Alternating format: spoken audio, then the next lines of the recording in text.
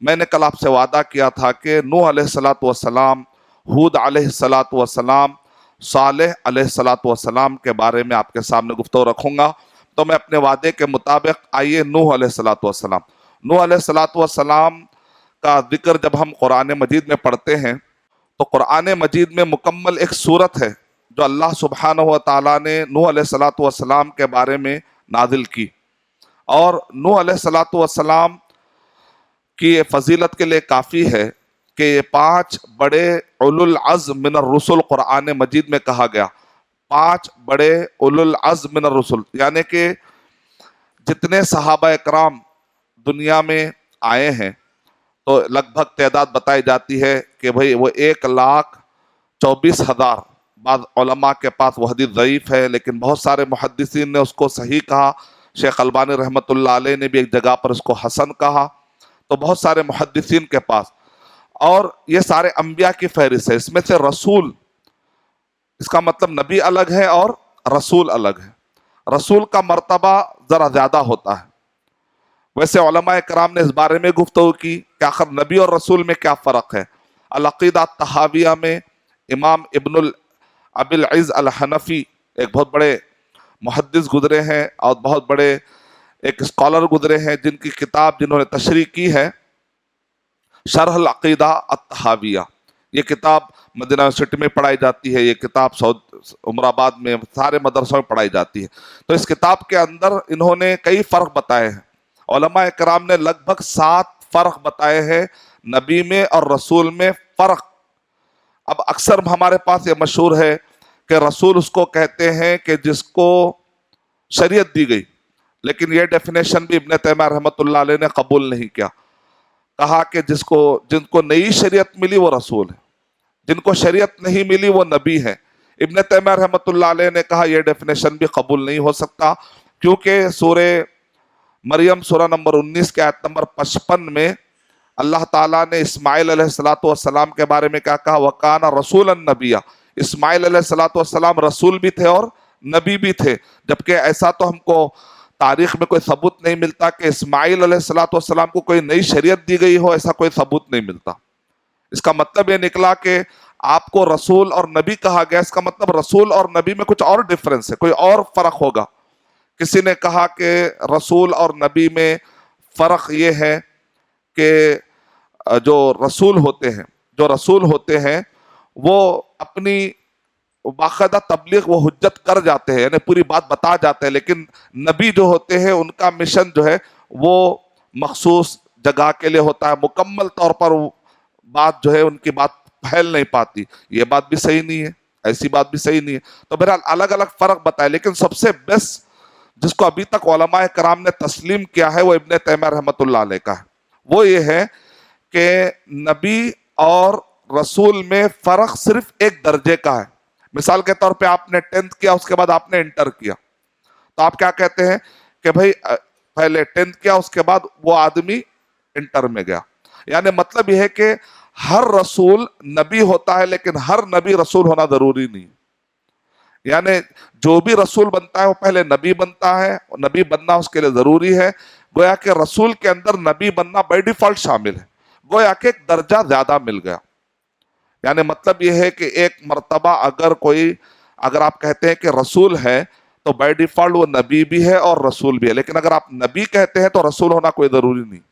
اب یہاں پر آپ کو قادیانی، اب یہ سید آباد کے اطراف میں قادیانی کافی پھیلے ہوئے ہیں، اور آپ کو چوکنا رہ کے لائف گزارنا، اپنے ایمان کو بچانا ہے۔ باطل فرقوں کے بارے میں اگر آپ تیاری نہیں کریں گے، میدان چھوڑ کے بھاگیں گے آپ نے، تو ہمارے بچے بھاگ جائیں گے۔ تو ہم کو اور ہمارے بچوں کو ٹرین کرنا پڑے گا۔ اگر آپ دلی جاتے ہیں لوٹس ٹیمپل میں تو آپ کو بہائی فرقے ملیں گے۔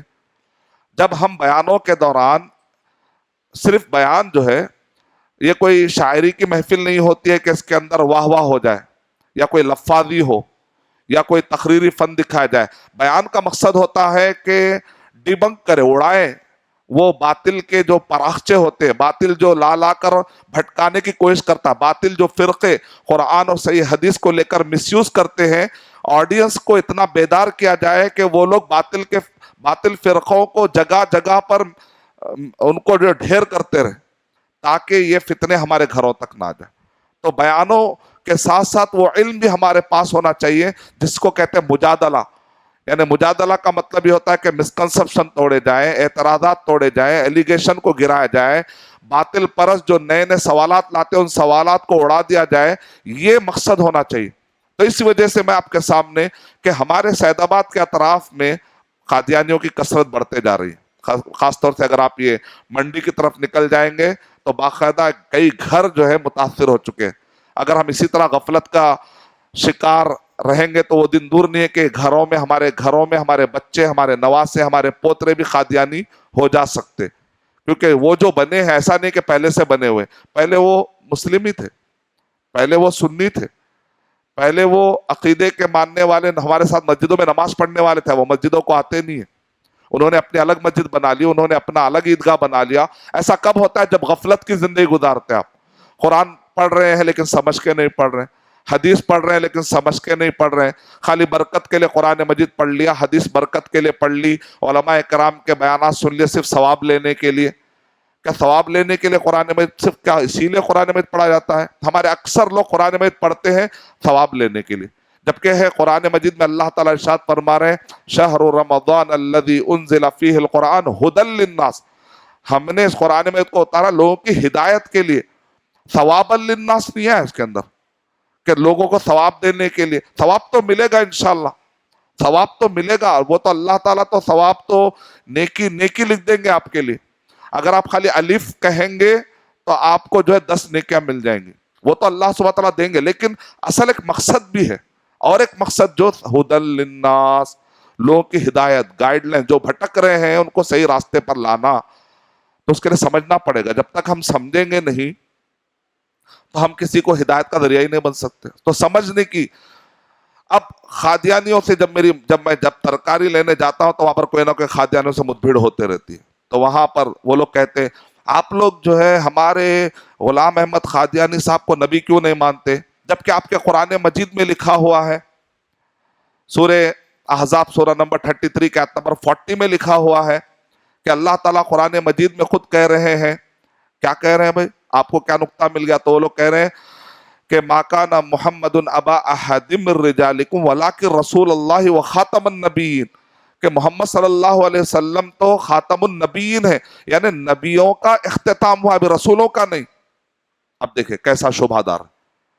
آخری نبی کا سلسلہ ختم ہوا قرآن مجید کے حساب، رسولوں کا تھوڑے ہی سلسلہ ختم ہوا. یہی سیم سوال مجھے جو ہے جب میں لوٹس ٹیمپل گیا تو وہاں پر جو ہے ہر مذہب کا آدمی تھوڑا کوئی بائبل پڑھ رہا ہے، تھوڑی دیر کے بعد کوئی بھگوت گیتا پڑھ رہا ہے.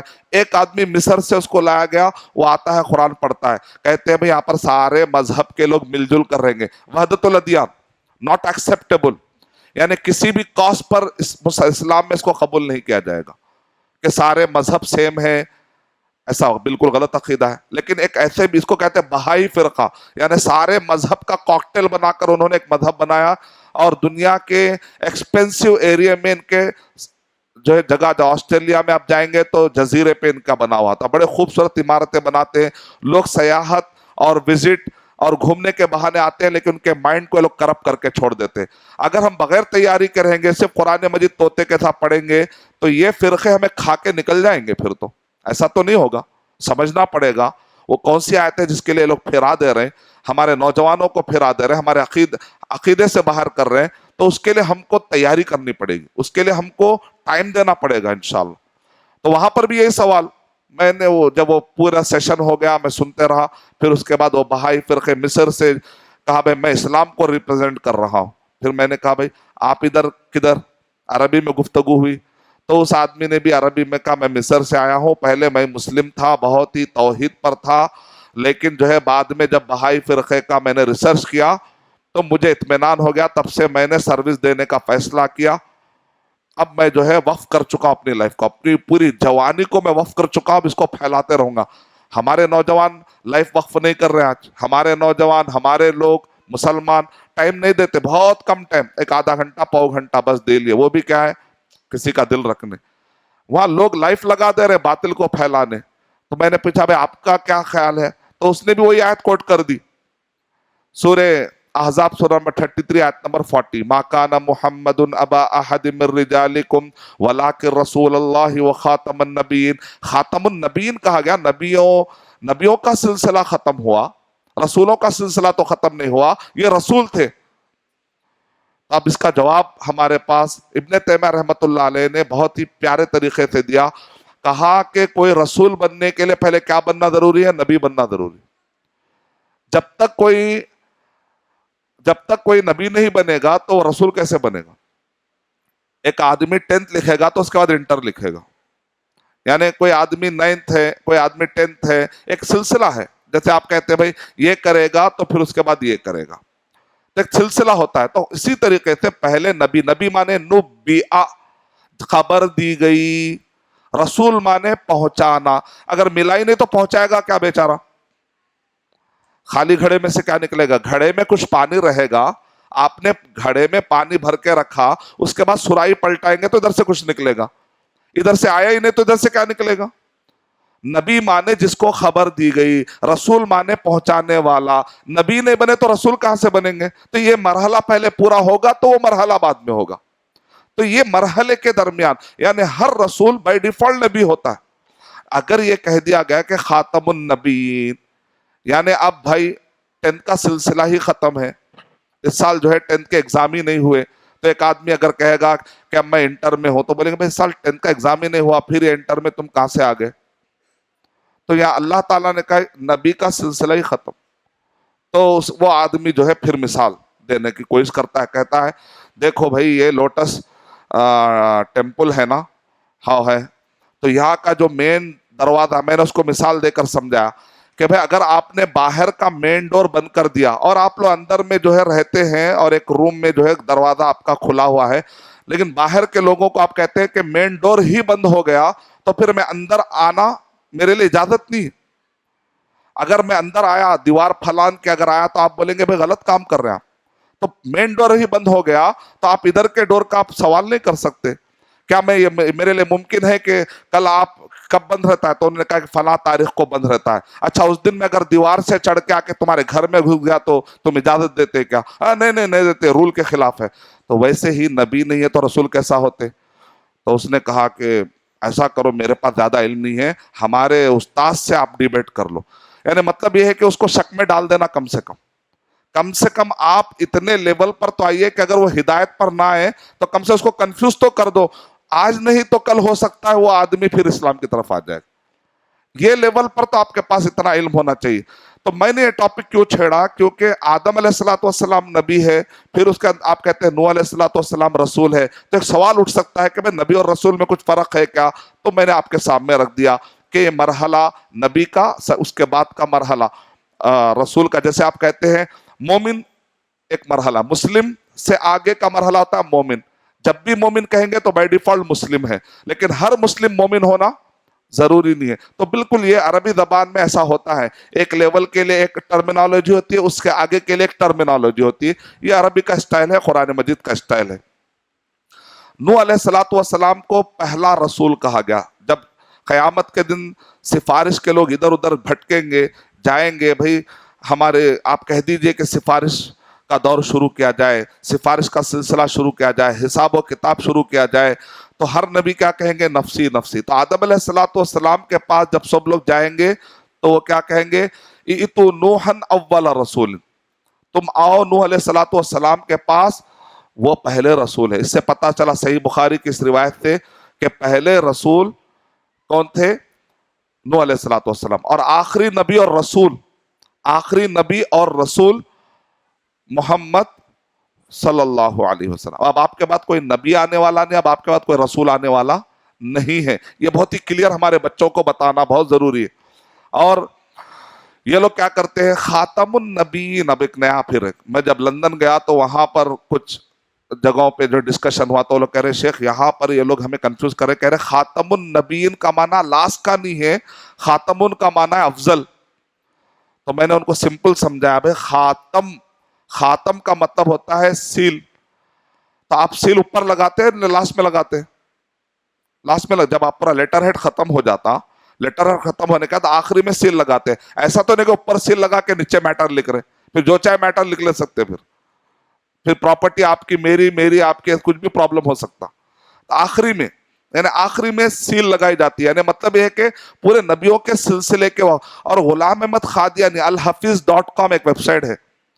اس ویب سائٹ کے اندر کیا کیے ایک صاحب، اللہ جزائے خیر دے، انہوں نے کیا کیا، غلام احمد قادیانی کی جتنی کتابیں ہیں ان سب کو انہوں نے اسکین کر کے اپلوڈ کر دیا. کیونکہ آج کل یہ لوگ غائب کر رہے ہیں، کیونکہ غلام احمد قادیانی بات کرتے کرتے کچھ غلطیاں کر دیا، تو غلطیوں کو چھپانے کے لیے نئے بک نکال رہے ہیں. تو پرانے بک مل جائیں گے جس پر شیخ ثناء اللہ امرتسری رحمۃ اللہ علیہ نے ڈیبیٹ کر کے ثابت کیا تھا. تو الحفیظ.com یا .org میں منو ان پورے اسکین کر کے ڈال دی گئے. اس کے اندر پیلے پیلے رنگ سے ہائی لائٹ کیا گیا ہے جتنے بھی چیزیں جس سے آپ ڈیبیٹ کر سکتے.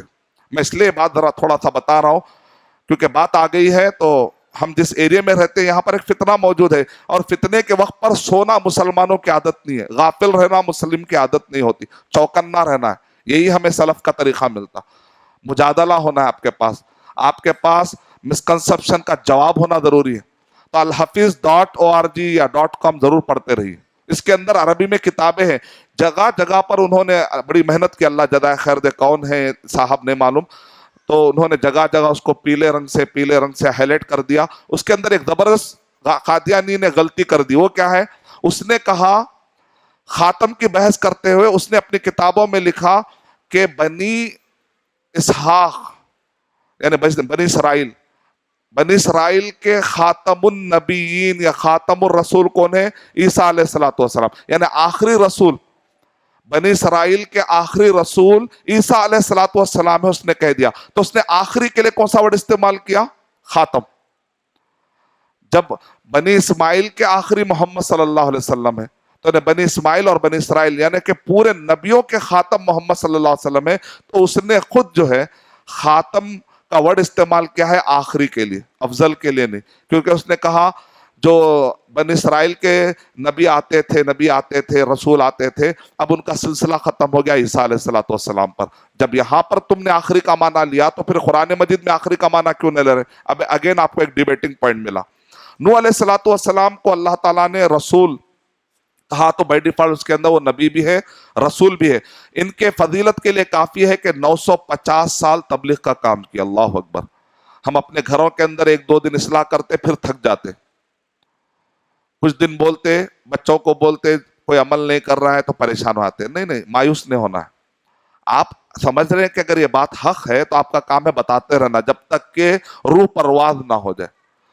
ہاں، حکمت سے بتانا ہے، آپ اچھے طریقے سے بتا، ہو سکتا آج نے کل سمجھ میں آ جائے گا. جلدی نہیں کرنا ہے کہ آج ہی سمجھا دینا ہے، ضروری نہیں ہے. جلدی سمجھ میں نہیں آتی بات، ٹائم 950 سال بھی لگ سکتے، 23 سال بھی لگ گئے. اللہ کے نبی صلی اللہ علیہ وسلم جب سمجھائے تو اس وقت پر ابو سفیان، خالد بن ولید رضی اللہ تعالیٰ عنہ، ابو سفیان رضی اللہ تعالیٰ عنہ، عمر بن عاص رضی اللہ تعالیٰ عنہ کو تو 21 سال لگ گئے بات سمجھنے. فتح مکہ سے پہلے انہوں نے اسلام قبول کیا. نوح علیہ الصلوۃ والسلام کی فضیلت کے لیے کافی ہے کہ 950 سال انہوں نے تبلیغ کی. اور نوح علیہ الصلوۃ والسلام نے تبلیغ کی، اس کا نقشہ کھینچا گیا. قرآن مجید میں اللہ تعالیٰ ارشاد فرما رہے ہیں سورہ نوح سورہ نمبر 71 میں، کیسے کہہ رہے دیکھیں، یعنی اللہ سے شکایت کرتے ہوئے کہہ رہے ہیں اللہ میں نے ان کو یہ بتایا، اللہ میں نے ان کو یہ بتایا، لیکن یہ قوم ایسا ستائی. کتنا ستائی اندازہ لگائے. اللہ کے نبی صلی اللہ علیہ وسلم کو جنگ احد میں ایک کافر نے تاک کر پتھر مارا تو پتھر آ کے سیدھا منہ کو لگا. تو اللہ کے نبی صلی اللہ علیہ وسلم اس کے بعد ہاتھ ایسا رکھ کے دیکھتے ہیں تو خون نکل رہا ہے، پیشانی پھٹی ہوئی خون نکل رہا ہے، گالے مبارک پھٹا ہوا خون نکل رہا ہے. اور اللہ کے نبی صلی اللہ علیہ وسلم ایسا ہاتھ رکھ کے ایسا. تو کہتے ہیں کہ نوح علیہ الصلوۃ والسلام کی تکلیفیں یاد آ گئی. راوی کیا کہتے ہیں، اللہ کے نبی صلی اللہ علیہ وسلم نے اس دن کہا کہ سیم تکلیف نوح علیہ الصلوۃ والسلام کو ہی ملی تھی. یعنی اس زمانے میں بھی لوگوں نے نوح علیہ الصلوۃ والسلام کو ایسا مارا تھا، پتھر منہ پہ مارتے، تکلیف. اب اندازہ دیکھیں اس کا. اللہ تعالیٰ قرآن میں کہہ رہے ہیں قال رب انی دعوت قومی لیلا ونہارا. کہا اے میرے رب میں نے بلایا میری قوم کو رات اور دن. فلم یزدہم دعائی الا فرارا. میری دعا سے تو میں بلا رہا اور وہ بھاگے چلے جا رہے ہیں. وَإِنِّي كُلَّمَا دَعَوْتُهُمْ لِتَغْفِرَ لَهُمْ جَعَلُوا أَصَابِعَهُمْ، میں جب جب بلاتا ہوں تاکہ تم معاف کر دے، وہ اپنے انگلیوں کو اپنے کانوں میں رکھ لیتے ہیں پروردگار. وَاسْتَغْشَوْا ثِيَابَهُمْ وَأَصَرُّوا وَاسْتَكْبَرُوا اسْتِكْبَارًا، وہ کپڑے ڈھانپ لیتے ہیں اور وہ اصرار کرتے ہیں، تکبر کرتے. ثم انی دعوتهم جہارا، میں نے سب کے سامنے بھی بلایا پروردگار. ثم انی اعلنت لهم واسررت لهم اسرارا، میں نے مجمع میں جا کے بلایا، الگ الگ سے بھی جا کر بلایا ہے. راستہ اچھا نہیں ہے، بت پرستی کا راستہ اچھا نہیں ہے. وَفَقُلْتُ اسْتَغْفِرُوا رَبَّكُمْ إِنَّهُ كَانَ غَفَّارًا، میں نے ان سے کہا دیکھو بارش رکی ہوئی ہے، پانی نہیں آ رہا ہے، پریشان ہے، استغفر اللہ کہو، واپس آ جاؤ، معاف کر لو. پھر آگے کیا ہے تو بتایا جا رہا ہے بہت آگے. پھر قال نوح رب انهم عصوني واتبعوا، قال نوح رب انهم عصوني واتبعوا، اور نوح علیہ السلام نے کہا پروردگار انہوں نے میری نافرمانی کی اور انہوں نے یعنی میں تو اپنا کام کیا پروردگار، لیکن لوگ نافرمانی کیے. وَاتَّبَعُوا مَن لَّمْ يَزِدْهُ مَالُهُ وَوَلَدُهُ إِلَّا خَسَارًا، لیکن وہ لوگ ایسوں کی پیروی کر رہے ہیں، نہ ان کو مال دے سکتے نہ لڑکا، اور وہ تو نقصان میں پڑے جائیں گے. وَمَكَرُوا مَكْرًا كُبَّارًا، الٹا انہوں نے سازشیں کی ہے پروردگار. وَقَالُوا لَا تَذَرُنَّ آلِهَتَكُمْ وَلَا تَذَرُنَّ وَدًّا وَلَا سُوَاعًا وَلَا يَغُوثَ وَيَعُوقَ وَنَسْرًا، الٹا انہوں نے کہا مت چھوڑو ان بتوں کو، نہ تم بت کو چھوڑو، نہ سوا کو چھوڑو، نہ یغوث کو چھوڑو، نہ یعوق کو چھوڑو، نہ نصر کو چھوڑو. یعنی 5 بڑے بڑے بت انہوں نے بنا لیے تھے. یہ بتوں کو اتنا وہ لوگ چاہتے تھے کہ اللہ کے راستے سے بھٹک گئے. تو اس کے اندر اللہ اپنی شکایت رکھ رہے ہیں، اپنی شکایت. اللہ کے نبی صلی اللہ علیہ وسلم کو بھی تکلیفیں آئی، لیکن اللہ کے نبی صلی اللہ علیہ وسلم نے کہا ہر ایک نبی کو ایک دعوت مستجابہ تھی، لیکن انہوں نے استعمال کر لیا، لیکن میں نے استعمال نہیں کیا. میں نے اس کو چھپا کر رکھا ہے اپنے امتیوں کے لیے، قیامت کے لیے. جب لوگوں کو ضرورت ہوگی تو اس وقت پر میں وہ دعا کو استعمال کروں گا. لیکن اللہ کے نبی صلی اللہ علیہ وسلم نے ارشاد فرمایا صحیح مسلم کی روایت کے مطابق وَإِنَّ شَفَاعَتِي نَائِلَةٌ يَوْمَ الْقِيَامَةِ لِمَن لَّمْ يُشْرِكْ بِاللَّهِ، میری سفارش اس کو ملے گی قیامت کے دن جو شرک کر کے نہ آیا ہو. بدعت کرے گا تو حوض کوثر سے اس کو ہکال دیا جائے گا، شرک کرے گا تو سفارش سے محروم کر دیا جائے گا. اللہ کے نبی صلی اللہ علیہ وسلم نے دعا کو اٹھا کر رکھ لیا. نوح علیہ السلام نے اس دعا کو یہاں پر استعمال کر دیا، کہا کہ اللہ تو ان کو تباہ کر دے. اب اس کا جو نقشہ کھینچا گیا جو تباہی کا، سورہ ہود کے اندر آیتیں دیکھیں آپ، اس کے اندر ایک نقشہ کھینچا گیا. بسم اللہ الرحمن الرحیم. اس سے اندازہ لگتا ہے کہ کتنے درد بھرے انداز سے وہ انبیاء اپنے قوم کو بلاتے تھے.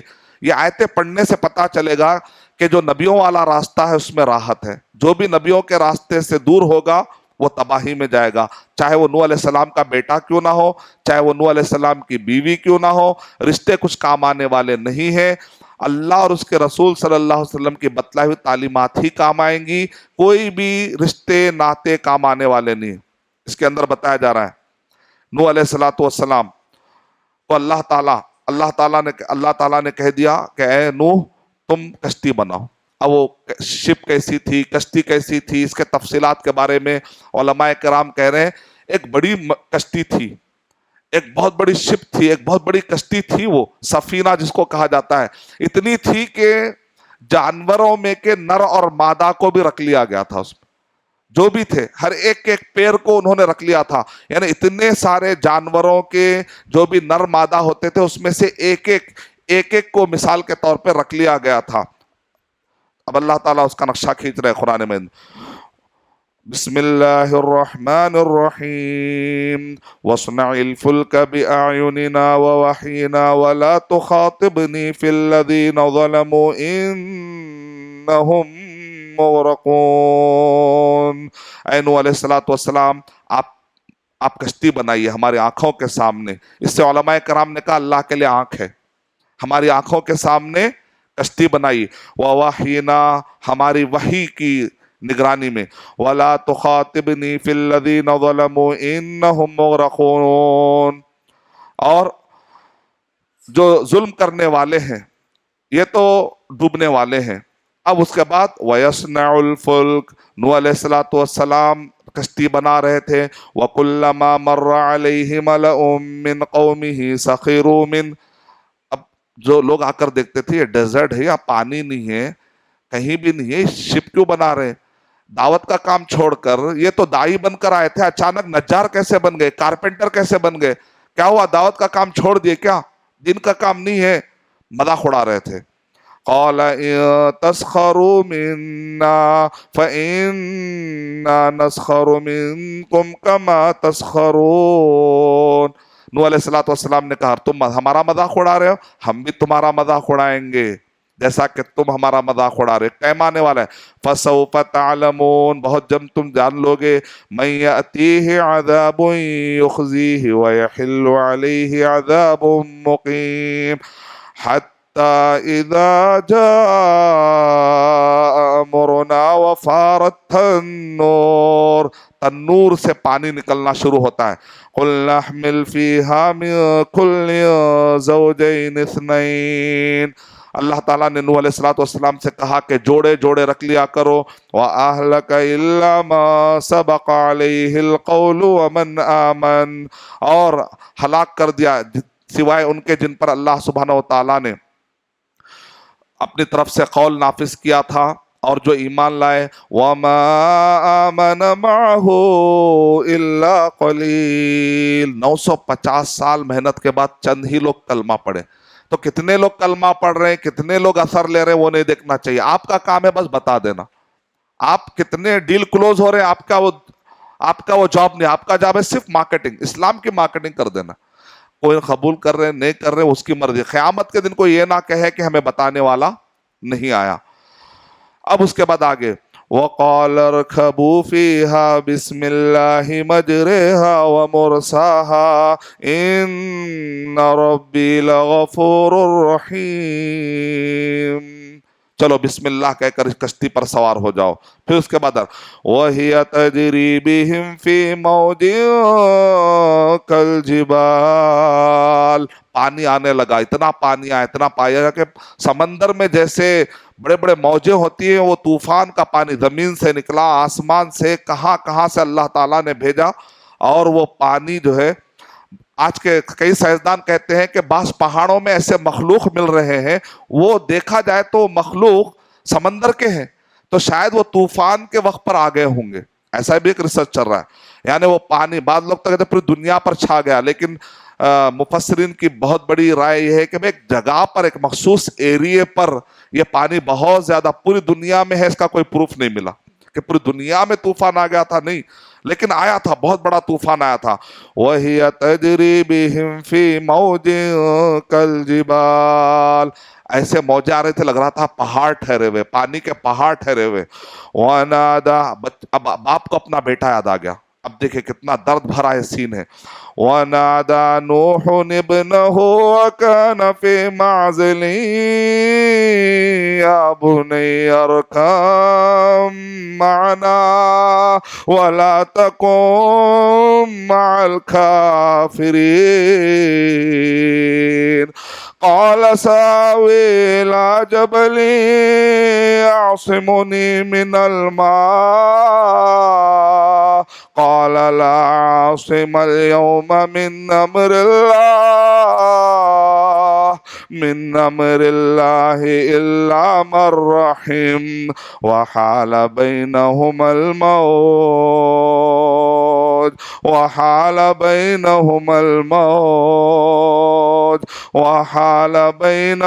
الْمَوْجُ فَكَانَ مِنَ الْمُغْرَقِينَ، صرف 2 لائنوں میں ایسا نقشہ کھینچا گیا، مفسر بتاتے اتنے موٹے موٹے والیم لکھ دیے.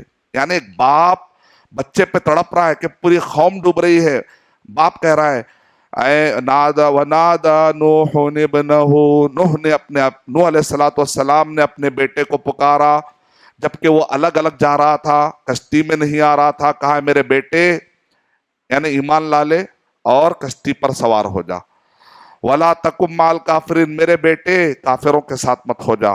قَالَ سَآوِي إِلَىٰ جَبَلٍ، اس نے کہا نہیں میں پہاڑوں پہ جاؤں گا، یہ پانی سے بچ جاؤں گا، مجھے آپ کے ساتھ نہیں آنا ہے.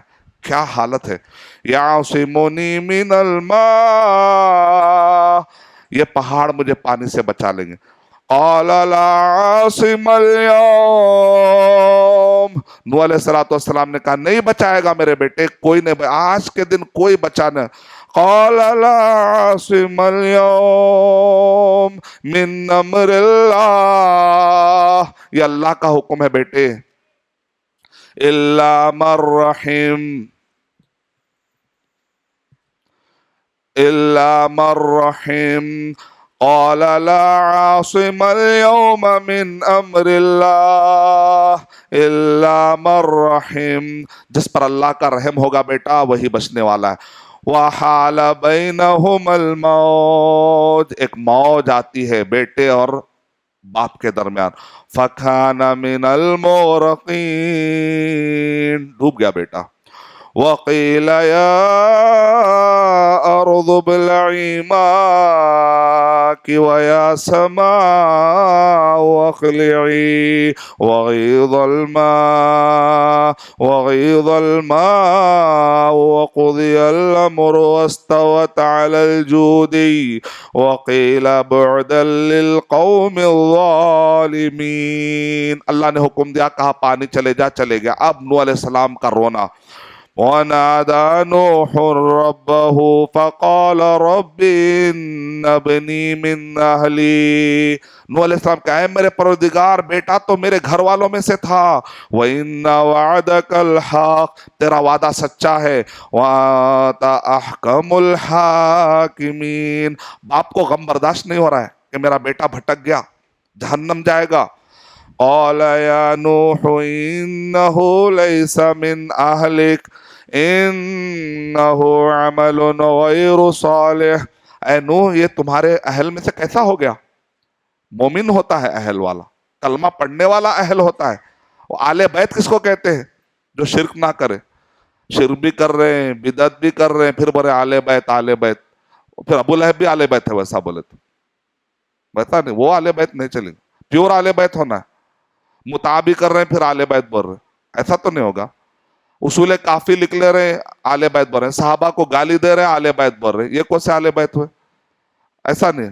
آل بیت مانے ایمان سے شروعات ہوتی ہے اس کی. ایمان ہی نہیں ہے تو ختم. شرک آ گیا، نفاق آ گیا، صحابہ کے بغض آ گیا، حدیثوں کا انکار آ گیا، آیتوں کو تحریف کر دے رہے ہیں، تو پھر یہ نہیں ہو سکتا. اللہ تعالیٰ کہہ رہے انہ لیس من اہلک انہ عمل غیر صالح، اس کا عمل اچھا نہیں تھا. یعنی ناطے کام نہیں آتے، عمل کام آئے گا. رشتے ناطے، ہم سید ہے، ہم آل بیت سے ہے، ہمارا سلسلہ عمر رضی اللہ تعالیٰ سے ملتا ہے، تو ایسا کچھ ہونے والا نہیں ہے. عمل، ایمان اور عمل. فَلَا تَسْأَلْنِي مَا لَيْسَ لَكَ بِهِ عِلْمٌ إِنِّي أَعِظُكَ أَن تَكُونَ مِنَ الْجَاهِلِينَ. یہ نقشہ. نوح علیہ السلام کدھر رہنے والے تھے؟ سیریا، مصر، کوفہ. یہ جو بغداد اور سیریا کے درمیان ایک ایریا، اس کا نام ہے جوسا. آج کے دور میں اس کو کہتے ہیں کوفہ. آپ اندازہ لگائیے کہ کوفہ کی جو قوم ہے کتنی سخت تھی. اور آپ جانتے ہیں کوفہ الکوفی، خاص طور سے یہ بات کے زمانے میں علی رضی اللہ تعالیٰ کو ستانے والے، حسن رضی اللہ تعالیٰ کو زہر دینے والے، اور علی رضی اللہ تعالیٰ کو قتل کرنے والے، اور اسی طرح حسین رضی اللہ تعالیٰ کو جھوٹے وعدے دے کر بلانے والے، سب کون تھے؟ یہ کوفی تھے. الکوفی لا یوفی مشہور ہے. کہتے ہیں اگر حدیث مدینے سے نکلتی تھی تو کوفہ نکلے تھے کہ ایک بارش کی حدیث ایک ہاتھ ہو آتی تھی. ویسے خطرناک گھڑنے والے. وہ کہتے تھے ٹکسال گھڑنے والی، وہاں پر انڈسٹریز تھے حدیثوں کو گھڑنے والے. ویسے خطرناک جگہ پر. تو یہاں پر جو کوفہ کے جو رہنے والے تھے، جگہ اللہ کے نبی صلی اللہ علیہ وسلم نے کہا یہ مشرق سے فتنے اٹھیں گے، کیونکہ یہاں پر ایک جگہ ایک خاص قسم کی ہٹ درمی پائی جاتی ہے. آپ اندازہ لگائی نوح علیہ السلام 950 سال تبلیغ کیے، تو وہ ظاہر بات ہے ایک خاص قسم کی نسل ادھر ایک پل رہی ہے. اور وہیں سے وہ جو کوفہ کا جو پٹی ہے، اس پر ذرا ہمیشہ سے جب بھی آپ حدیث پڑھتے ہیں تو اس وقت پر یہ ٹاپک آتا ہے کہ کوفہ کے جو محدث، یہ جو راوی ہیں، یہ راویوں کو لیا جائے گا نہیں لیا جائے. تو آپ اس اندازہ لگائیے کہ اس کی تاریخ پوری ریفلیکٹ ہوتی ہے، پیچھے نوح علیہ السلام تک سرا جاتا ہے. تو اپنے دین و ایمان کے بارے میں جب آپ ریسرچ کرنے نکلتے ہیں تو وہ راوی جو کوفہ کے ہوتے ہیں ذرا ٹھوک ٹھوک کر لینے کی کوشش کریے، تاکہ کہیں آپ لوگ حدیث صحیح اور ضعیف میں فرق نہ کر کے کہیں بھٹک نہ جائے، اس کا بھی خیال رکھنا پڑے گا. تو یہاں پر نوح علیہ السلام نے تبلیغ کی، لیکن اصل میں اب سوال یہ ہے کہ نوح علیہ السلام کے زمانے میں شرک آیا کیسے؟ آدم علیہ السلام اور نوح علیہ السلام کے درمیان ابن عباس رضی اللہ تعالیٰ عنہ کہتے ہیں، سورہ بقرہ نمبر 2 کے آیت نمبر 213 کی تفسیر میں، کہ عشرۃ قرون 10 قرن تھے. آدم علیہ السلام اور نوح علیہ السلام کے 10 قرن کے بعد، قرن کا معنی ایک معنی ہے صدی، 100 سال. تو اگر 10 قرن کا مطلب یہ نکلا 100 سال مطلب 1000 سال، یعنی 1000 سال گزرنے کے بعد. قرن کا معنی ایک معنی ہے نسل، جنریشن، یعنی ایک جنریشن گزر، تو 10 جنریشن گزرنے کے بعد. اب اس زمانے کا جنریشن کیا تھا اللہ بہتر جانتا، کیا لیول کا تھا. تو دونوں بھی معنی مراد لیے ہیں الگ الگ مفسرین نے. 10 قرن گزرنے کے بعد نوح علیہ السلام جس آنے سے پہلے لوگوں میں شرک کیسے آیا؟ کہ شیطان آیا. شیطان جو اچھے راستے سے بھی آتا، جو نیک آدمی ہوتا ہے اس کو نیک راستے سے آتا. جو برا آدمی ہوتا ہے، شیطان جو ہے نیک آدمی کے پاس آ کر یہ نہیں بولتا شراب پی لو، اس کو معلوم ہے شراب نہیں پیے گا. ایک ایوریج جو مسلم ہے وہ فوراً شراب تو نہیں پیے گا، اس کو معلوم ہے کہاں سے آنا. وہ کہتا ہے یہ بہت اچھی بدعت ہے. ارے یہ بات صحیح. اولیاء کرام کی عزت، تم اولیاء کرام کے پاس سے گزرتے سجدہ نہیں کرتے، یہ لوگ دین کے لیے کیا کیا نہیں کرے، ارے ہاؤ بولتے گر جاتے. مطلب نیک آدمی ہے بیچارہ، اولیاء کو بہت چاہتا، جو چیز چاہتا نا اسی سے وہ پلٹی مارتا. جس چیز کو آپ چاہتے ہیں شیطان وہی سے دماغ بناتا. وہ آدمی کبھی یہ غور نہیں کرتا میں جو کام کر رہا ہوں اس کا پروف بھی دیکھ لوں. بغیر پروف دیکھے کہ وہ جذبات میں آ کے فیصلہ لیتا ہے. نوح علیہ السلام کے قوم کے پاس بھی شیطان ایسے آیا، آ کر پہلے کہا اتنے نیک لوگ مر رہے ہیں اور تم لوگ کیا کر رہے ہو، کیا کرنا چاہیے؟ کچھ نہیں، بس ان کی یادگار میں تصویریں بنا لو. اسی لیے کہتے ہیں نیک لوگوں کی تصویریں اگر اٹھا کے میموریز کے لیے رکھ رہے تو علماء اکرام نے کہا حرام ہے. مطلب اگر آپ کوئی عالم کو بہت چاہتے یا کوئی دیندار کو بہت چاہتے، اس کی فوٹو کو آپ اٹھا کے رکھ لے رہے، یہ دیندار کی فوٹو ہے، تو آج نہیں تو کل آپ کی نسل میں کوئی شرک میں جا سکتا. ارے ہمارے ابا بہت عزت کرتے تھے، ارے ان کے پاس بہت کراماتی بابا تھے. تو یہ تصویر دین داروں جو نیک ہوتے ہیں ان کی تصویروں کو آپ اگر سجا کر کہیں اٹھا کے میموریز کے طور پہ رکھیں، اس لیے کہ میموریز کے لیے شیخ البانی رحمۃ اللہ علیہ نے، شیخ ابن عثیمین رحمۃ اللہ علیہ نے، شیخ بن باز رحمۃ اللہ علیہ نے خاص طور سے کہا میموریز کے لیے اگر کوئی تصویر رکھتا ہے تو وہ جائز نہیں. ہاں تعلیم کے لیے کہیں رکھے، آپ یوز کریں، پھر اس کو دیواروں پہ ٹنگا دیے، پھاڑ دیے. تعلیم کے لیے، تعلم کے لیے، تبلیغ کے لیے تو شیخ البانی رحمۃ اللہ علیہ نے کہا اس کی اجازت ہے اگر تبلیغ کے لیے مدد ہو رہی ہے. ظاہر بات ہے اس میں کوئی اٹھا کے تو نہیں رکھتا. تبلیغ کے لیے جب رکھتا آدمی، تبلیغ کے لیے جب آدمی جو تصویریں یا فوٹوگرافی استعمال ہوتی ہے تو اس کو ایسا تو اٹھا کے جو ہے نا کوئی پمفلیٹ اٹھا کے جو ہے نا اپنے وائلٹ میں رکھ کے اس کو یاد روزانہ جو ہے نا میں بہت بڑے مدنی عالم ہیں ان کو دیکھے تو میری بات، ایسا تو وہ غلط ہوا. تھا یادگار کے لیے شیخ ابن عثیمین رحمۃ اللہ علیہ کہہ رہے یادگار کے لیے رکھتا ہے. شیخ بن باز رحمۃ اللہ علیہ، شیخ البانی رحمۃ اللہ علیہ یادگار کے لیے، اس کی تقدیس کے لیے اس کو بڑا سمجھ رہا ہے. ارے کیا تصویر ہے، تصویر رکھے تو میرے کام بن جاتے، یہ تصویر رکھے تو برکت آ جاتی، یہ سب خیالات آ سکتے. اسی لیے میموریز کے لیے گھروں میں اگر آپ کے تصویریں یادگار کے لیے رکھے ہوئے شادی وغیرہ کے تو سب پھاڑ دیجیے. میموریز کے لیے رکھنا جائز نہیں. صرف شیخ البانی رحمۃ اللہ علیہ نے اجازت دی ہے تبلیغ کے لیے، نشر و اشاعت کے لیے. فوٹوگرافی یا ریکارڈنگ یادگار کے لیے اجازت نہیں دی کسی بھی عالم نے. اگر کہیں پر بھی یادگار کے لیے، مان لو تبلیغ کے لیے تصویریں روکتے لیکن ان کے یادگار کی تصویریں گھروں میں رکھی ہوئی رہتی، یہ تعجب کی بات ہے. الٹا فتویٰ الٹا فالو کر رہے ہیں. تو نوح علیہ الصلوۃ والسلام کے زمانے میں جو شرک آیا وہ کیسے آیا؟ پہلے انہوں نے نیک لوگوں کی تصویریں بنائی، کچھ دنوں کے بعد انہوں نے اس کو تراشنا شروع کیا، پھر اس کے بعد بولے خالی تراشنے سے کیا ہوتا، کبھی کبھی سلام بھی مار لیا کرو۔ اب وہ جاتے آتے تھوڑا احترام ہوتے ہوتے کب وہ سجدے میں گئے پتہ ہی نہیں، کیونکہ آہستہ آہستہ آتا ہے۔ شیطان کیا کرتا ہے؟ خطوات الشیطان، شیطان کیسا آتا ہے؟ اسٹیپ بائی اسٹیپ آتا ہے۔ پہلی مرتبہ اچانک بڑا گناہ نہیں کرتا آدمی، پہلے جو ہے سلام کلام آہستہ سے تعلقات بنتے، بعد میں کب بڑا گناہ ہو جاتا پتہ ہی نہیں چلتا۔ تو شیطان کیا کرتا ہے؟ خطوات تو پہلے ہی جو ہے آدمی اپنے آپ پہ کنٹرول کر لے تو بعد کے سارے فتنوں سے بچ جائے گا۔ نوح علیہ الصلوۃ والسلام کی قوم اتنا شرک میں گئی کہ آخری میں نوح علیہ الصلوۃ والسلام کو انہوں نے ستایا، لیکن کہا انہوں نے کہا لا تذرن ودا ولا سواع ولا یغوث ویعوق ونسرا، کہ یہ بت ہے ان کو مت چھوڑو لیکن نوح علیہ السلام کو مارو، یہاں تک کہ پتھر پھینک کے مارے منہ پر، تو منہ سے خون، پورے چہرے پر خون تھا، جیسا کہ جنگ احد کے وقت پر اللہ کے نبی صلی اللہ علیہ وسلم کو کیفیت تھی، وہ کیفیت طاری ہوئی۔ اور جو اب آخری میں بہرحال نوح علیہ الصلوۃ والسلام نے جب سمجھایا، بہت محنت کی، آخری میں انہوں نے بد دعا دی، اللہ تعالیٰ نے ایک طوفان جاری کیا، بہرحال اس میں سے جو بچ گئے، تو کہتے ہیں اب دنیا میں جتنے بھی ہے، قرآن مجید پڑھنے سے پتہ چلا کہ اللہ تعالیٰ نے اب نوح علیہ الصلوۃ والسلام کی جو قوم بچی اسی سے آگے کی نسل چلائی، یہ قرآن مجید میں پتہ چلتا کہ یہی ذریت اب باقی ہے، قرآن مجید میں کہا گیا۔ تو اس سے علماء کرام نے کہا نوح علیہ الصلوۃ والسلام کے 3 بیٹے، ایک کا نام حام، ایک کا نام یافس، ایک کا نام سام۔ سام سے نکلے، یہ سیریا سے لے کے سری لنکا تک، یہ جو پٹی پہ آپ کو سولے نظر آ رہے ہیں ان کو کہتے ہیں سام، سیمیٹک ریلیجن جو فالو کرنا۔ حام مانے کوئلے کو کہتے ہیں عربی زبان میں، حام یعنی یہ افریقہ کے جتنے کالے ہیں ان کی نسل کہاں سے آئی؟ حام سے آئی۔ اور یافس کی نسل سے یہ روم کے جتنے آپ دیکھ رہے ہیں، خاص قسم کا ایک خاص قسم کے یہ جو وائٹ ایک رنگ ہوتا ہے آپ کو جو رومیوں میں نظر آتا ہے، جو اب بعد میں امریکہ اور یورپ، پورے یورپ کے اندر جو پھیلے ہوئے ہیں، یہ پورے یافس کی نسل کے، اور یافس کے نسل میں خاص قسم کی شرارت بھری ہوئی ہے، کیونکہ انہی کی نسل سے یاجوج اور ماجوج بھی ہے۔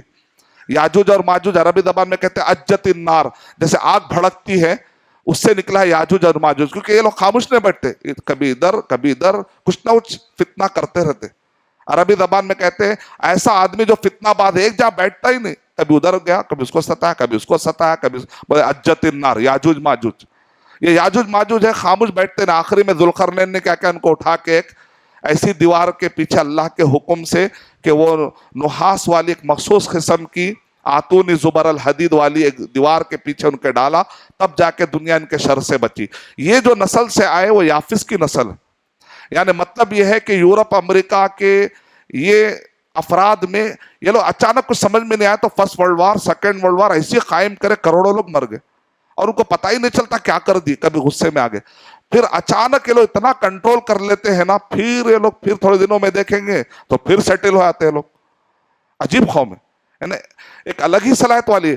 سام والے لوگ بالکل ٹھنڈے ٹھنڈے، لڑ لیے اور لڑ رہے ہیں، خالی نیوز لیتے رہتے سوپ کی، ادھر لڑ رہے کہتے۔ افریقہ کے لوگ غصے میں آتے لیکن کرتے کچھ بھی نہیں، بہت غصے میں آتے لیکن کرتے بہت دل کے نرم رہتے۔ اللہ نے ہر ایک، ابن خلدون پڑھیا، مقدمہ ابن خلدون پڑھیے، کس کی نفسیات کیا ہے، کون کیسا رہتا ہے، یہ روم کے لوگ کیسے رہتے۔ عمر بن عاص رضی اللہ تعالیٰ نے ان کا نقشہ کھینچا، جب وہ مصر گئے تو رومیوں سے ان کا سابقہ پڑھا تو صحیح مسلم کے اندر ہے، کہا کہ یہ قوم میں یہ خصوصیت ہے، وہ پڑھی آپ صحیح مسلم کے، میرا ایک خطبہ ہے اسلام ان یورپ، اسلام ان امریکہ، اس پر میرے خطبے ہیں، اس کے اندر میں نے ڈیٹیل میں بتایا اس قوم کے بارے میں، قرآن اور صحیح حدیث میں عمر بن عاص رضی اللہ تعالیٰ نے ان کا جو نقشہ کھینچا ہے وہ سب، اور خاص طور سے مقدمہ ابن خلدون میں 600 پیجز لکھے ہوئے ہیں کہ کون سی قوم کے اندر کیا خصوصیت ہے۔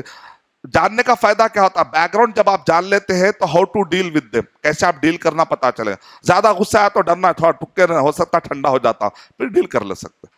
بات دیکھنے میں غصے میں نہیں آتے لیکن خطرناک طریقے سے پالیٹکس آپ کے ساتھ کھیل کے نکل جاتے، تو ذرا آپ کو معلوم ہوتا چوکت۔ تو مقدمہ ابن خلدون پڑھنے سے لوگوں کے نفسیات کو جان کر ان سے ڈیل کرنا آپ کے لیے آسان ہوتا۔ علماء کرام نے ہر میدان میں کتابیں لکھی۔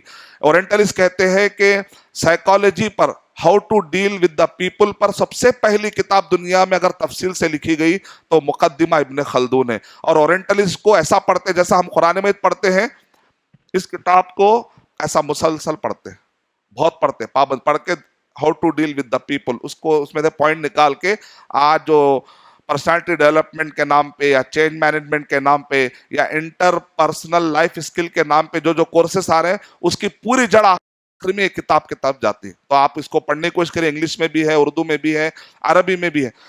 तो नूह अलैहिस्सलाम के जो तीनों बेटे, पहले नस्ल अगर हम जान लेंगे तो बात समझने में आसानी होगी, फिर हम आगे बढ़ते हैं।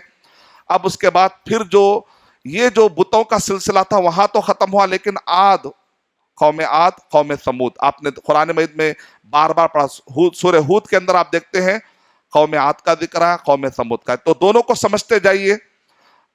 कौम आद की तरफ हूद अलैहिस्सलाम को भेजा गया। नूह का माना क्या है? बाद उलमा इकराम ने कहा इसका माना नौहा, नौहा माने गम, गम की एक शक्ल है, यानी नूह अलैहिस्सलाम। बाद में कहा, लेकिन सब ने कहा नहीं भाई वो लैंग्वेज तो वहां पर इब्रानी थी, तो कुछ और माना होगा, वल्लाहु आलम। हूद माने हिदायत देने वाले, अगर वो माना। सालेह माने नेक। हूद अलैहिस्सलाम को कौम आद की तरफ भेजा गया और सालेह अलैहिस्सलाम को कौम समूद की तरफ भेजा गया।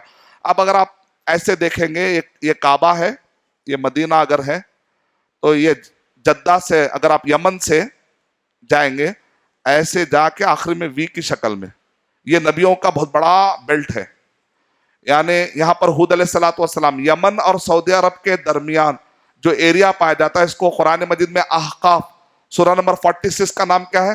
अहकाफ। अहकाफ माने रेत, रेत के बड़े बड़े पहाड़ जैसे टीले जो आखिर में जाकर ऐसा हो जाते। अगर आप अहकाफ में जाएंगे तो बहुत ही खूबसूरत मिट्टी के पहाड़ हैं, मजबूत पहाड़ है, मामूली नहीं, रेतीले पहाड़ है, लेकिन बाद रेती जमा होकर मजबूत चट्टान कैसा बन जाती, वैसे जाकर ऐसे होने वाले, यानी सैंडी ट्रैक्स जो जाकर थोड़ा सा कर्व होते, उसको अरबी जबान में हिक्फुन कहते हैं, यानी थोड़ा सा किनारा लेने वाले, बहुत ही खूबसूरत। तो इनको बड़ा फखर हो गया था कि अल्लाह ताला ने हमको ऐसे ऐसे चीजें दी है। तो इसके अंदर वो रहते थे, घर बनाकर रहते थे, कहते यहाँ तो तूफान भी नहीं आएगा, तो मजबूती समझते थे। ये यमन और सऊदी अरब के दरमियान ये एरिया है, इसको अर्रुबुल खाली भी कहते हैं। अर्रुबुल खाली यानी एक ऐसा रुबो माने चौथाई हिस्सा जो खाली पड़ा हुआ है। कई दिनों तक मिसकंसेप्शन ये था कि शायद अजाब इधर आया, बात ऐसी नहीं है। उलमा इकराम ने कहा अजाब अहकाफ में आया, रुबुल खाली के एरिया में नहीं आया। लेकिन रुबुल खाली में आया नहीं आया, इख्तलाफ चल रहा है। बहरहाल एहतियात करना चाहिए, जहां पर भी अजाब हो वहां पर हमको सैरो तफरी की नियत से जाने की इजाजत नहीं। और जहां पर भी अजाब आता है तो क्या वहां पर इबरत लेने के लिए जा सकते हैं क्या? कुरान मजीद में अल्लाह ताला इरशाद फरमा रहे, कुल सीरू फिल अर्द, तुम जमीन में चलो और फिरो और देखो कैसा हुआ उनका हाल। तो उलमा कराम कह रहे हैं इससे पता चला कि आदमी अगर नसीहत लेने और इबरत लेने, मौइज़त लेने अगर जा रहा हो तो उसके लिए इजाजत है। लेकिन एक हदीस है जिससे पता चलता है, सही बुखारी की, कि अल्लाह के नबी सल्लल्लाहु अलैहि वसल्लम ने जब उनका गुजर हुआ मदायन सालेह, मदायन, अब देखे ये काबा, अब अगर आप इधर रखे तो इधर से एक ऐसी पट्टी जा रही है, ये यमन और सऊदी अरब के दरमियान, यहां पर है कौम आद का ठिकाना। आद यानी हूद अलैहिस्सलाम जहां पर भेजे, इधर से इधर यहां पर आपको मिलेगा बहरे अहमर, इधर मिलेगा मिस्र। अब आप इधर जब जाएंगे कोने में बहरे अहमर के बिल्कुल करीब, यानी काबे से बिल्कुल करीब, तो गया कि काबा ऐसे जाके ऐसा दाल की शक्ल में, दाल की शक्ल में, तो दाल में काबा है, नीचे जो है कौम आद है, और यहां पर जो है कौम समूद, कौम समूद इसको कहते हैं मदायन सालेह। मदायन माने मदीने की जगह, मदीना माने सिटीज, एरिये, यानी यहां पर सालेह अलैहिस्सलाम के एरिये थे। और एक है ऊपर जाएंगे आप, इधर जॉर्डन, मदायन शुएब, यहां पर शुएब अलैहिस्सलाम के एरिये है। अजाब इधर भी आया, इधर भी आया, इधर भी आया। यहां तबूक है ऊपर, तबूक सऊदी अरब का बॉर्डर। ऊपर जाते हैं तो आपको जो है इधर साइड पे जॉर्डन मिलेगा, जॉर्डन, और इधर साइड पे सीरिया की पट्टी है, पूरे नबियों की पट्टी है।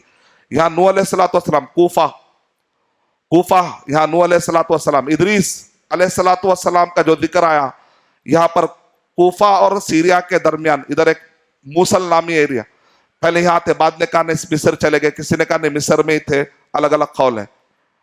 ادریس علیہ السلام، ادھر نوح علیہ السلام، یہ تو سیریا تو پورے نبیوں کی، ابراہیم علیہ السلام کی بات کریں آپ، یعقوب علیہ السلام کی، داؤد علیہ السلام کی، سلیمان علیہ السلام کی۔ اب یہاں پر جو ہے جارڈن سے بالکل ذرا نیچے اتریں گے، شعیب علیہ السلام 2 جگہ پر نبی بنا کر بھیجے گئے، ایک ناپ تول میں کمی کرنے والی قوم، ایک تکبر میں پھنسی ہوئی قوم۔ ایک کو قرآن مجید میں اصحاب الایکا کہا، درخت کے نیچے بیٹھنے والی قوم، اصحاب الایکا۔ بادل میں سے ایک آگ آئی اور آ کر جلا کر چلے گئی، اس کو کہتے ہیں مدائن شعیب۔ یہاں پر اصحاب الایکا ہے۔ شعیب علیہ السلام کو 2 جگہ پر نبی بنا کر بھیجا گیا تھا، تو یہاں پر ہی ہے خریم میں۔ نیچے آتے ہیں تو یہ مدائن صالح یعنی قوم سمود، اور ان کو اصحاب الحجر بھی کہتے ہیں کیونکہ یہ کعبے کے بالکل قریب تھے۔ ہجر یعنی کعبے کے پاس جو چھوٹا سا ایک ایریا چھوٹا ہوا ہے کعبے کے پاس، اس کو ہجر کہتے ہیں، ہجر سے قریب رہنے والے۔ اور ایک معنی ہے پتھروں، پورا پتھر کو، ایک بڑا پہاڑ ہوتا تھا، وہ پہاڑ کو پتہ نہیں اس زمانے میں کیسا تراشتے تھے، وہ پہاڑ کو ایسا سوراخ کرتے تھے کہ اندر گھر بن جاتا تھا پورا، تو وہ لوگ کہتے تھے اس میں تو کبھی بھی زلزلہ نہیں آئے گا، تکبر میں رہتے تھے۔ اور وہ بہت لمبے چوڑے تھے۔ آدم علیہ السلام اگر 147 فیٹ کے ہے تو حدیث میں ہے آہستہ آہستہ کم ہوئے، لیکن اتنا بھی کم نہیں ہوئے کہ جیسا آج ہم ہیں ویسا نہیں، ہم سے بھی زیادہ، کیونکہ اللہ تعالیٰ قرآن مجید میں ارشاد فرما رہے ہیں کہ بطشن فنقبوا فی البلاد۔ اللہ تعالیٰ کفار قریش سے کہہ رہے تم بہت چھوٹے ہو سائز میں، تم کو اتنا تکبر ہے، بڑے بڑے سائز والے لوگ کچھ نہیں کر سکے ہمارے نبیوں کا، تم کیا کر لو گے محمد صلی اللہ علیہ وسلم کا۔ تو اللہ تعالیٰ قرآن مجید میں سورہ قاف کے اندر ارشاد فرما رہے ہیں فَكَمْ أَهْلَكْنَا قَبْلَهُمْ مِنْ قَرْنٍ هُمْ أَشَدُّ مِنْهُمْ بَطْشًا فَنَقَّبُوا فِي الْبِلَادِ۔ وہ تم سے بھی خطرناک تھے، تو وہ لوگ اس زمانے میں کیسا پہاڑ کو تراشتے تھے، اس کے اندر گھر بناتے تھے۔ ان کو کہتے ہیں مدائن صالح، مدائن شعیب، اور نیچے عاد۔ اب سوال یہ ہے کیا یہاں تفریح کے لیے جانا تو غلط ہے، بالکل تفریح تو جانا بالکل غلط ہے، لیکن اگر کوئی نصیحت حاصل کرنے کے لیے ان ایریوں میں جاتا ہے تو جائز ہے ناجائز ہے؟ جائز ہے۔ پھر ایک حدیث پڑھتا ہوں میں، اللہ کے نبی صلی اللہ علیہ وسلم، حضرت علی رضی اللہ تعالیٰ عنہ، جہاں کہیں پر بھی عذاب آئے وہاں نماز نہیں پڑھنا چاہیے۔ علی رضی اللہ تعالیٰ عنہ ایک جگہ سے گزرے کوفہ کے پاس، تو بولے ارے یہ ایریے میں تو بندروں جیسا بنا دینے کا عذاب آیا تھا، قوم پر بندروں جیسے بنا دینے کا عذاب آیا تھا، تو حضرت علی رضی اللہ تعالیٰ نے وہاں پر نماز نہیں پڑھی۔ اگر آپ کہتے ہیں کہ ہم یہاں پر گھومنے جائیں گے، تب 2 نمازوں کے درمیان گھوم کے آ جانا پڑتا، ٹائم لائن بنا کے۔ کیسا گھومتے جی؟ جلدی جانا، یعنی فجر پڑھتے جانا، گھوم کے پھر ظہر سے پہلے آ جانا، یعنی تو مسافر ہے بول کر آ کے اثر پڑھ لینا۔ اتنی دیر میں نہیں پہنچے تو بہت بڑا ہے وہ ایریا، جانے کو ہی ٹائم لگے گا۔ تو اسی لیے بعض علماء کرام کے 2 قول ہے، کہتے ہیں نماز مکروہ ہے، حرام نہیں۔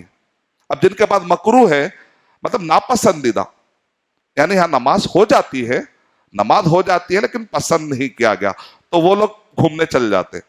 لیکن جن کے پاس یہ فتویٰ ہے نماز ہی نہیں ہوتی، نماز ہی باطل ہو جاتی، وہ کہتے ہیں وہاں جانا ہی نہیں، اس لیے فتویٰ الگ الگ ہو گیا، علماء اکرام کا فتویٰ الگ الگ۔ لیکن بعض علماء کرام کی رائے یہ ہے کہ اگر کوئی ایسا گزر جائے تو نصیحت لیتے ہوئے گزر جائے، الگ سے انیشیٹ نہ کرے، یہ بھی ایک فتویٰ ہے۔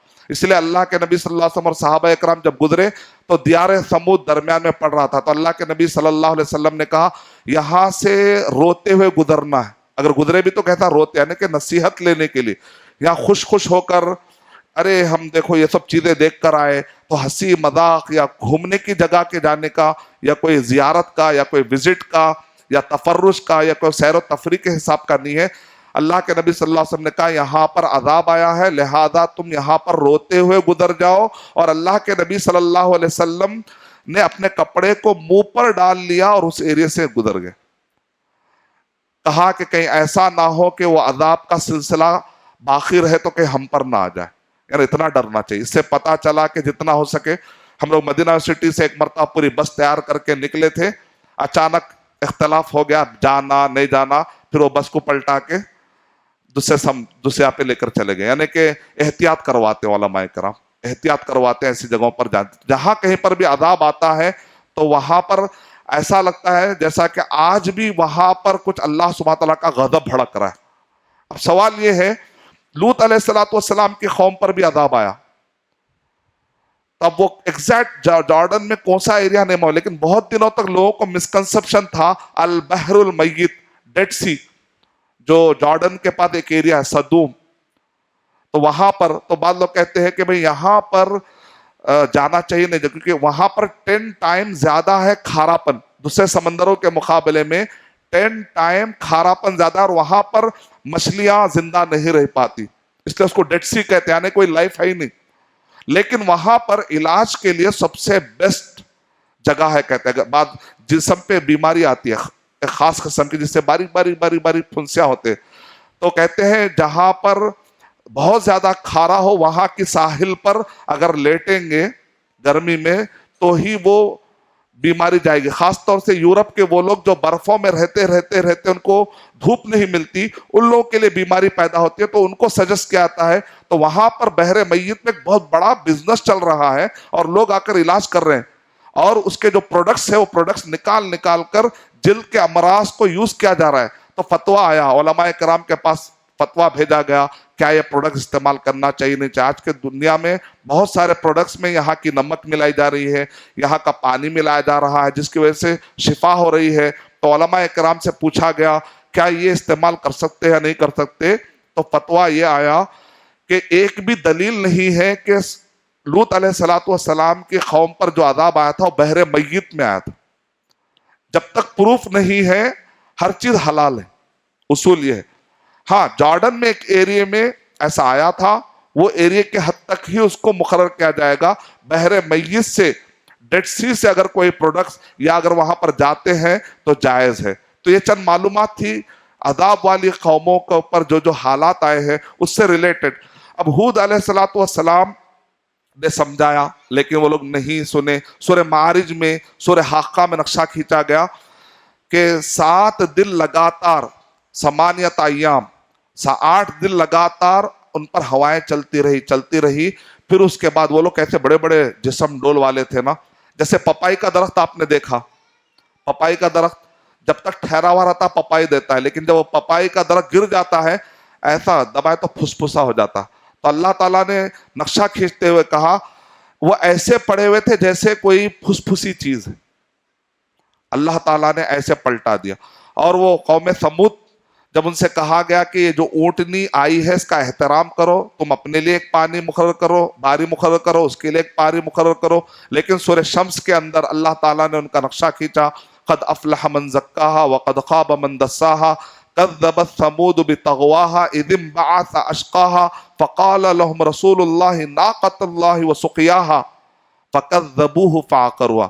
اور صالح علیہ السلام پکار رہے تھے، یہ دیکھو اونٹنی ہے، احترام کرو احترام کرو۔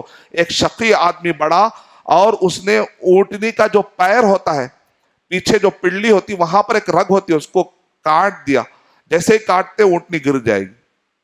تو اس کے بعد اللہ کا عذاب آیا، ایک چیخ آئی، ایک زلزلہ آیا، جس کی وجہ سے وہ پورے کے پورے جو پہاڑوں کے اندر تھے وہ سمجھتے تھے یہاں پر زلزلہ آئے گا تو پہاڑ کیسے ہلے گا، وہ چیخ جب آئی تو چیخ سے ہی مر گئے، ویسا زلزلہ آیا۔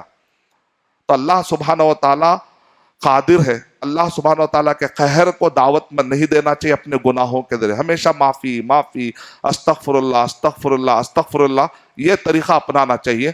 اور اصحاب الایکہ پر کیسا آیا، ایک دن شدید گرمی پڑی تو وہ لوگ پورے کے پورے اپنے گھروں سے آئے، اچانک ایک بادل آ رہا تھا تو وہ لوگ بہت خوش ہو گئے، بادل آ رہا ہے شاید بارش آئے گی، اس میں سے ایک آگ آئی سب کو جلا کر چلے گی۔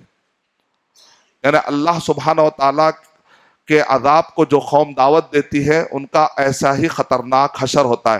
تو انشاءاللہ کل میں آپ کے سامنے پیش کروں گا اور بھی معلومات ابراہیم علیہ السلام کے بارے میں، لوط علیہ السلام کی قوم کے ساتھ کیا معاملہ پیش آیا، ابراہیم علیہ السلام توحید پر کیسا ڈٹے رہے، ابراہیم علیہ السلام وہ تاروں والی جو قوم ہے وہ کہاں ہے، یعنی بغداد اور سیریا کے درمیان ایک بابل نامی ایریا ہے۔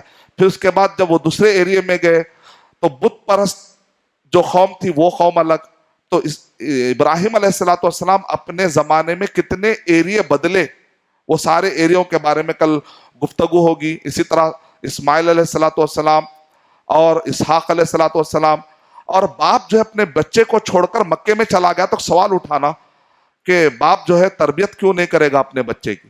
ایک سوال اٹھتا, اسماعیل علیہ السلام اور اپنی بیوی کو چھوڑ کر چلے گئے ایک ڈیزرٹ میں, اور ابراہیم علیہ السلام دور اور بچہ کہیں اور, تو پھر بچے کی تربیت کا کیا ہوا؟ کیا اسلام بچے کی تربیت پر توجہ نہیں دیتا کیا؟ تو کل انشاءاللہ ایک حدیث میں آپ کے سامنے تفصیلی طور پر رکھوں گا, جس کو امام فاقی رحمت اللہ علیہ نے آتھینٹک کہا کہ ابراہیم علیہ السلام مہینے میں ایک مرتبہ ایک یاقوت, ایک خاص قسم کا پتھر, اس پتھر کے اوپر ایک گھوڑے کی طرح تھا, اس پر سوار ہو کر مہینہ مہینہ آ کر خبر لے کر جاتے تھے. اس سے پتا چلا کہ اللہ تعالیٰ نے ان کے لیے خاص سواری کا انتظام کیا. ہم ابھی تک سنتے تھے کہ سلیمان علیہ السلام ہوا میں اڑتے تھے, یہاں ابراہیم علیہ السلام پر بھی گھوڑے پر اڑ رہے ہیں, اور اس کی سند بھی بالکل آتھینٹک ہے, اور آ رہے ہیں اور جا رہے ہیں. مزید ایسی اور کیا کیا معلومات ہے کل انشاءاللہ میں پیش کروں گا. میں اللہ تعالیٰ سے دعا کرتا ہوں کہ اللہ سبحانہ و تعالیٰ ہم سب کو نبیوں کے بارے میں آتھینٹک معلومات لینے توفیق عطا فرمائے. آمین. وآخر دعوانا الحمدللہ رب العالمین.